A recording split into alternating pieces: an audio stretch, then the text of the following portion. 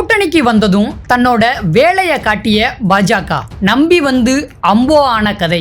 கடும் அதிருப்தியில பாட்டாளி மக்கள் கட்சி, தமிழ்நாடு மாநில காங்கிரஸ் மற்றும் ஓபிஎஸ் அணியினர். தமிழ்நாட்டுல பாஜக தலைமையிலான கூட்டணியில இடம்பெற்றுள்ள பாமக, தமாக மற்றும் ஓபிஎஸ் அணி கேட்கும் தொகுதிகளை தர பாஜக மறுப்பதால கடும் அதிருப்தி அடைந்துள்ளதா கூறப்படுது. 2024 லோக்சபா தேர்தல் தமிழ்நாட்டுல 4 முனை போட்டியை ஏற்படுத்தி இருக்கு.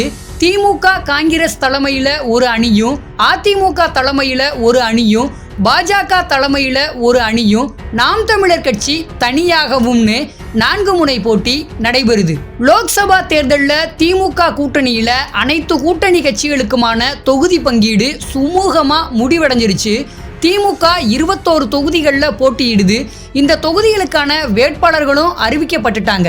திமுக கூட்டணி கட்சிகளில் காங்கிரஸ் கட்சி மட்டும்தான் இன்னும் வேட்பாளர்களை அறிவிக்கல. மற்ற கூட்டணி கட்சிகள் அனைத்தும் வேட்பாளர்களை அறிவிச்சு பிரச்சாரத்தவே தொடங்கிட்டாங்க. அதிமுக, பாஜக ஆகியவை தலைமையில தனித்தனி கூட்டணி அமைக்கப்பட்டிருக்கு. அதிமுகவும் கூட்டணியை இறுதி செஞ்சிருக்கு. அதிமுக தலைமையிலான கூட்டணியில தேமுதிக, புதிய தமிழகம், எஸ்டிபிஐ, புரட்சி பாரதம் உள்ளிட்டவை இடம்பெற்றிருக்கு.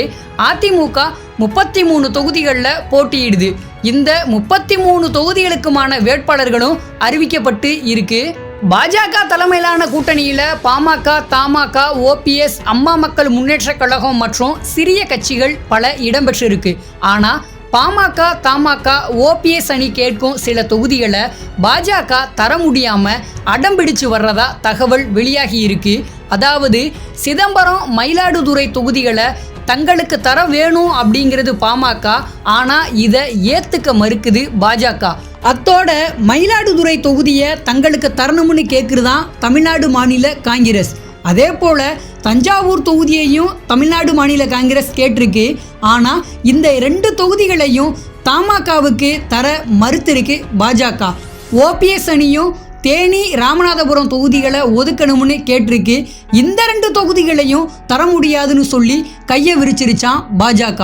இதன் காரணமா ஓபிஎஸ் பாரதிய ஜனதா தேர்தல் பணிக்குழு தலைவர்களோட பேச்சுவார்த்தை நடத்தி இருக்காரு. இதுல எம்எல்ஏக்கள் வைத்திலிங்கம், மனோஜ் பாண்டியன் உட்பட பலர் பங்கேற்று இருக்காங்க.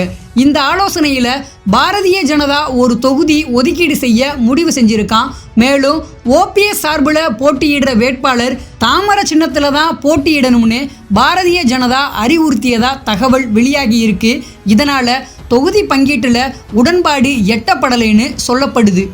இது பற்றி முன்னாள் முதல்வர் ஓபிஎஸ் என்ன சொல்லியிருக்காருன்னா, பேச்சுவார்த்தை சுமூகமாக நடந்திருக்கு. மாவட்ட செயலாளர்களோட அவசர கூட்டம் நடக்குது. இந்த கூட்டத்துக்கு பின்னால தொகுதி பங்கீடு, போட்டியிடும் சின்னம் தொடர்பாக அறிவிக்கப்படும்னு சொல்லியிருக்காரு. இந்த நிலையில தான் சென்னையில் ஓபிஎஸ் ஆதரவாளர்கள் கூட்டம் பன்ருட்டி ராமச்சந்திரன் தலைமையில் நடந்துச்சு. இந்த கூட்டத்தில் முடிவெடுக்கும் அதிகாரம் ஓபிஎஸ்க்கு வழங்கப்பட்டுச்சு. ஓபிஎஸ் 3 தொகுதிகள் கேட்ட நிலையில் ஒரு தொகுதி மட்டுமே தர பாஜக முன்வந்திருக்கு. அதே போல ராமநாதபுரம், தேனி தொகுதிகளை கேட்ட நிலையில் அதை கொடுக்கறதுக்கு பாஜக மறுத்துவிட்டதா கூறப்படுது. இதனால அதிருப்தியில் உள்ள ஓ பன்னீர்செல்வம் கட்சி நிர்வாகிகளிடம் ஆலோசனை செஞ்சிருக்காரு. இதுல பல்வேறு கருத்துக்களை நிர்வாகிகள் தெரிவிச்சிருக்காங்க. கேட்ட தொகுதிகள் கிடைக்காத நிலையில தேர்தலில் போட்டியிடாம வெளியில இருந்து ஆதரவு தரலாமான்னு ஓபிஎஸ் யோசிச்சு வர்றதா செய்திகள் வெளியாகி இருக்கு.